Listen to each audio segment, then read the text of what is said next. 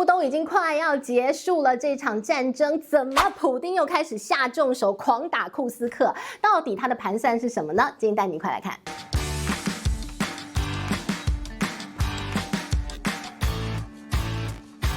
嗨，大家好，我是治愈。今天想跟大家来聊聊俄乌大战，现在是不是快要进入尾声呢？你看到近来呢，这个所有的这个铺天盖地，大家都在讨论的30天的停火协议。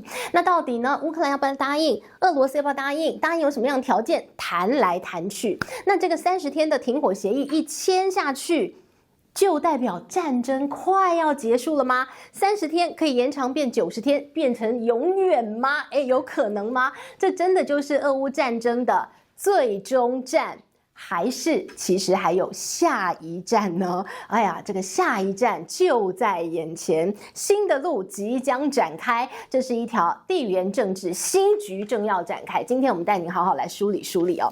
好，我们先来看最近呢，到底在俄乌战场上发生了什么样的一个状况？不是说川普来了之后很快搞定普丁，然后战事就会结束了吗？现在看起来，普丁没有那么好搞定，甚至连泽伦斯基都有点难搞，对吧？好，你看到了在白宫啊，这个大吵一架之后，哎呀，泽伦斯基的民调反而是蹭的往上涨，大家是同情他吗？觉得你这个川普有点过分啊！无论如何什么样心路历程，但是呢，这个结局好像不是川普那么想要的。于是乎呢，我们就来看到他希望赶快推动那30天的停火协议，逼得你们赶快上谈判桌谈一谈，不要再打了，烦死了。川普的心理想法是这样的哦。好，那于是乎我们就来看到了，在有人很急的时候，有人就会觉得，你很急，我不急，于是我就有更多的筹码。我们来看普丁，普丁呢，川普很急，看在眼里呀，所以呢，普丁我就不急，我慢慢来，慢慢来，我又不急，我听歌，我开心，我跳舞，所以呢，就看到了近来的状况是，俄罗斯呢，又开始大军压境的，给这个乌克兰极限的压制哦。大家还记得吗？这个库斯克这个地区啊，这应该是在2024年8月那个时候，等于是乌克兰出的奇招。一开始呢，你看到了这个普丁俄罗斯大军直接呢开往这个乌东地区，在这个地方把你压着打，然后乌克兰呢也展现出了过人的勇气，在这个地方挺住了。好，但是呢，这个双方僵持就不是办法，于是呢，那个时候出奇招，不知道谁跟他建议的，乌克兰呢直接大军深入你这个俄罗斯的一个境内啊，就在库斯克这个地方开辟了一个战线。好，这个地方呢就在俄罗斯境内哦。我不挡我自己乌克兰境地了，我去打你家，你要不要分手来挡？你要不要分心分一部分的军力来这个地方守住你自己的家园？要吧。于是呢，这一招让大家觉得，乌克兰应该是有一个什么样很厉害的大将军想出这样的一个战略哦。那这个战略呢，成功的分散了俄罗斯他的战力，所以呢，就变成了好像hold 住了，让这个乌克兰呢，它在这个乌东地区呢，可以稍微松一口气，因为俄罗斯军队必须要分一部分来在这个地方镇守库斯克这个地方。好，那库斯克呢，到现在你看都已经2025年了，都已经这个3月多了，在这个地方呢，已经快半年的时间了，这个乌军一直在这个地方死守。但是近来不得了了，现在的俄罗斯呢，在这个地方啊，围着打，越来越紧缩，在这里剩下最后的乌克兰了，他们死守在这个地方，这又是俄罗斯境内他们很可怜所以就一小撮的乌克兰军在这个地方，那旁边全部都是这个俄罗斯，他们就是要把它拿下了。于是呢，大家就奇怪了，说你这个普丁进来在这个地方，就是猛攻库斯克，要把它给要回来。为什么？因为当初呢，乌克兰要拿库斯克的地方，就是打算用库斯克这个区域，我如果可以拿下的话，他一度有拿下嘛，拿下呢，我就可以跟普丁谈条件，这就是我谈判的筹码。你占了我的乌东，我现在有你的库斯克，那我们来交换，这是一个谈判筹码。那现在呢，眼看着库斯克要被俄罗斯拿回去了，也就是呢，现在乌克兰手中唯一的筹码没有了，所以呢，库斯克这个地方啊，可以说啊，这个普丁一定要拿回来，那叫做政治意义大过于它实质的军事上的意义了哦。好，那现在看起来真的拿回来了，因为呢，这个乌克兰已经要投降，他们要撤离了。然后普丁说：“你们就投降，在这个库斯克地区的乌军，你就投降我就不杀你。”好，听起来好伤心哦。但无论如何，这个是一个非常有战略意义的位置。那现在看起来，普丁已经要拿回去，也就是乌克兰没有谈判筹码了。没有谈判筹码怎么办？靠靠山。好，我们来看到这个美国出面了，美国出面说你们就给我停火，好，你们给我谈这个停火协议。那这个乌克兰呢就已经 OK 了，他已经答应了这个停火协议。但是呢，普丁答不答应呢？停火协议你要双方都答应啊，乌克兰答应了，普丁没答应。但是呢，普丁说话的艺术在这里哦。我们要学着点呢，如果人家给你提出了一个你不太愿意答应的一个要求，但是呢，对方又好大你有点怕的话，你可以学普丁这样说话。普丁怎么说呢？他的这个30天的停火协议，对不对？好，美国说你给我签，你给我答应。然后普丁说好，我原则上同意啦，但是啊，细节方面啊，我还需要好好来谈判来沟通。我提出了非常多的细节，你如果答应我这1、2、3、4、5、6、7、8、9、10项的细节，我们好好沟通的话，我就答应你那个30天停火协议。那个川普脑袋比较简单，就说反正你原则同意 ，OK， 好，你这个很乖，好，这个按照我心意走。但是呢，你殊不知啊，这个普丁提出来那1、2、3、4、5、6、7、8、9、10、100项的一个条件啊，等你谈完那一天，什么30天停火，就30天就破了，好不好？所以呢，有人就讲你就是诚意不足，你根本不想答应，所以呢，好像就是在拖延。为什么现在普丁要拖延？他在库斯克现在已经是个大获全胜了，我为什么在此时此刻我要跟你停火30天？我现在停火只是让乌军喘息而已。那普丁说我要停火30天1个月，你美国会不会又给他军援？会不会又送武器给他？又训练他的新兵，然后新血又上战场？不行啊，我就是把你压死。所以呢，现在普丁就是拖。他也很可能会同意，如果你答应他的条件，比如说他条件就是乌克兰不能加入北约啊，你不能再补充他的兵力，你不可以给他军援等等等1、2、3、4、5。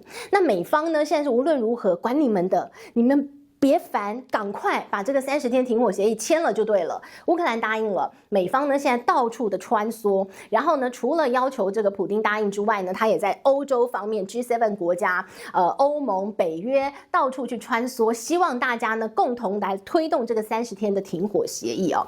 好，那这个乌克兰之所以之前停火协议他还是不答应，为什么这次答应了？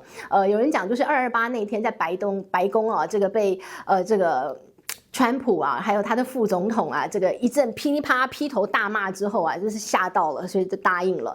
但是其实啊，这个川普这个人很记仇，大家都知道啊。当初泽伦斯基啊刚刚选上的时候，那时候川普还是总统呢，本来很开心啊，这个发贺电给他。后来呢，这个拜登要选了，要来跟他竞争，所以呢，这个川普呢就要求施压啊，这个乌克兰政府，你去给我调查拜登跟他儿子在乌克兰做了什么不法勾当。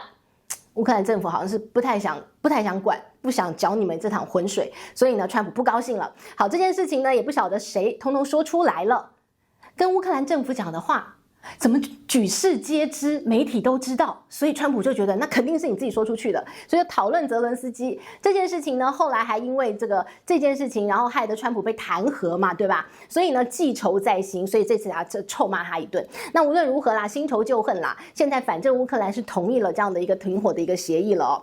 那这个当然也有一些现实面的问题啊，现在停火。乌克兰跟普丁心里头一定都想停火的嘛，对吧？这个谁想要这个战争一直打呢？打仗只是一个手段，大家都是为了手段背后那个目的嘛。普丁想要乌东的地区，他现在是不是要到了？他想要吓唬的这个乌克兰不准加入北约，他是不是某种程度上他也达到他的目的了？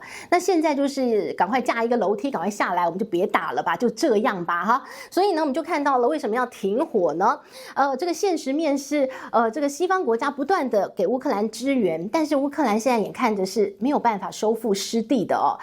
你说你再怎么样支援他军火，再怎么样跟他情报共享，乌克兰有可能去从普丁手上把丢掉的土地通通都给要回来、打回来、抢回来吗？很难吧。所以呢，你再不断的投资源下去，也就是这样。那以环保的立场来讲，我还要投资源吗？不用了吧。所以呢，你看到现在的状况就是，西方国家觉得乌克兰就这样，你赶快停火停手吧，然后看你可以让到什么程度，赶快双方这个停火。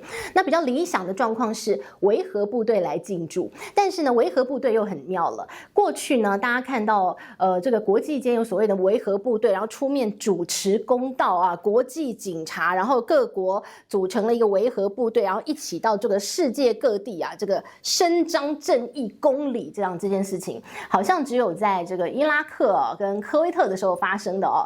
伊拉克这个侵略科威特嘛，对不对？波湾战争嘛，那个时候呢，你说那今天也可以啊，对不对？你们维和部队一起啊，然后大家把这个击退恶魔党普丁赶走，然后把这个乌克兰救下来，对不对？伸张正义。但问题是啊，这维和部队啊，你在这种小国家当中，中小国家当中，好像是这个有用啊，但是呢，你遇到这个俄罗斯这么强的大国，这个军事实力那么强的维和部队，恐怕不是他的对手，所以呢，你说维和部队要到这个地方来主持正义，好像也是蛮困难的啦。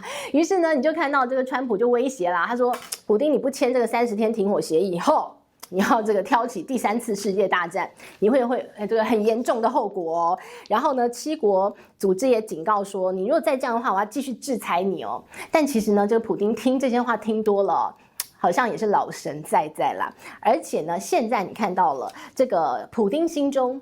据说啊，他觉得这个美国啊，因为川普在，所以呢，他已经比较放心啊，对于美国的态度。比较不放心的是欧洲的态度哦。你看到了近来啊，这是今天想跟大家分享的。为什么说这个俄乌战争哦，可以让未来的地缘政治，特别是美国、欧洲的一个关系可能会起到一个完全不一样的一个路哦。过去呢，大家会觉得西方的阵线联盟，那就是美国嘛，然后带着欧洲嘛，带着加拿大嘛，这些民主阵线联盟。但是未来你会看到他们分道扬镳的，因为呢，你就看到了未来欧洲要走自己的路，特别是你看到了近来在乌克兰问题上，欧洲呢已经开始自己想办法。靠自己了哦，比如说呢，你就看到了这个英国呢，其实已经很早啊，不管这个美国有帮没帮乌克兰，他都很努力的在帮忙哦，出钱的，然后出力的，然后给军援的，最早给坦克的，然后呢，不断的帮忙训练的都是英国，所以呢，现在俄罗斯跟英国之间关系就非常非常微妙啊，这个双方你来我往的，哎呀，各种啊，这个官司，英国人就抓了一些人。说他们俄罗斯间谍，然后俄罗斯就说你这英国真是怎么会这个样子？那讲一些难听话，甚至呢，英国他们现在啊，这个还在服役的一个军官，他们的军队其实已经蛮缩编了，只有75000人。所以呢，这个俄罗斯啊，这个他有这个浩浩荡荡100多万大军，他就笑英国，他说：“你这小英国啊，你们的那个军队75000人啊，这个伦敦一个足球场就通通放进去了哈，不像我们阅兵，哎呀不得了，我们要多大的一个广场了，就笑他。但是你就看到了，现在英国正不遗余力的在帮乌克兰，他们觉得帮乌克兰也是帮欧洲自己，所以他不断在做这些事情。那他军队少了，但是他可以帮什么？他有007啊，他可以策反，他可以有情报组织，还有各式各样的一个训练帮忙啊。所以你看到英国现在是在走不一样的一个路，在帮乌克兰。但是我们就讲回来了，为什么讲说这一次的一个俄乌战争，即便它真的结束了，你也会看到未来的欧洲跟美国似乎分道扬镳喽。最近在巴黎有一场高峰会。高峰会很奇妙，这高峰会有34个国家的军事领袖来出席，美国没有来，很妙吧？那他们谈什么呢？这些军事领袖谈的就是，在未来俄乌战争如果结束之后，要怎么样保持欧洲不要再战争，要怎么样维持和平？你以前听到维持和平这4个字，你就会觉得那不就是美国要出来做事？没有，这回呢，什么国家都来，连日本、韩国，然后呢，包括澳洲、纽西兰都来了，加拿大也来了，就是美国没有来，不是五眼联盟吗？这少一只眼，少一只眼独眼龙，只剩下4只眼睛。然后呢，连日本、韩国也都来，这不都是这个美国忠实的盟友吗？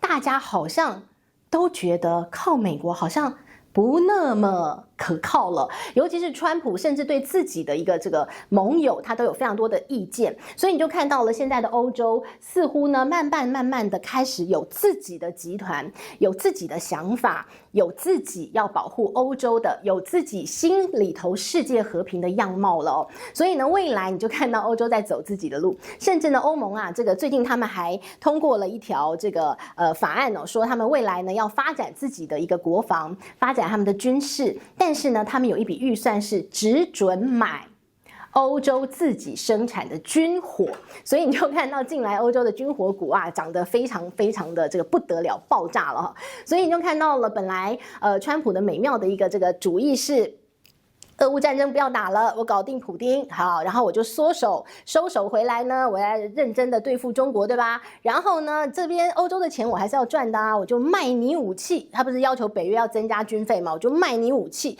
所以呢，我又可以赚钱，我又跟乌克兰拿了矿产协议。我搞定普丁，哎呀，我说不定可以得一个诺贝尔和平奖。然后呢，我就是这个专心专意对付中国。哎呀，这个川普觉得天哪，这样我的人生就圆满了，对不对？我的这个人生的志向，哇，太棒了。结果现在没想到，普丁好像不太买他账，然后乌克兰矿产协议也一直没签下来。然后呢，我说要卖你这个欧洲军火，欧洲你们编的预算说要买自己军火，那这个川普就想怎么回事啊？所以呢，这一切的一切看得出来哦，在这一次啊，这个俄乌战到了尾声，看到川普在处理过程当中他的一个手段。你可以说他粗糙吗？或者是他做自己？他可以这样子骂泽伦斯基，然后骂到泽伦斯基民调上升，骂到欧洲每个人都是。感觉就是醍醐灌顶，被你骂到说，哎呦，哪天我也会是被骂的那个人，所以呢，就觉得我要靠自己才行。我的军事的确要靠我自己，所以连我制造都要靠我自己。所以你就看到了未来，可能在俄乌战后啊，这是一个全新的地缘政治的新局。欧洲如何的慢慢降低对美国的依赖，欧洲如何保护自己欧洲的和平，他们在北约组织当中又如何跟美国之间的运作，都是接下来我们可以观察的一个重点啊。当然，现在俄乌已经进入尾声，它到底会如何好好落幕，就让我们继续看下去。好，今天帮大家准备的内容，希望你喜欢喽。我们下回见，拜拜。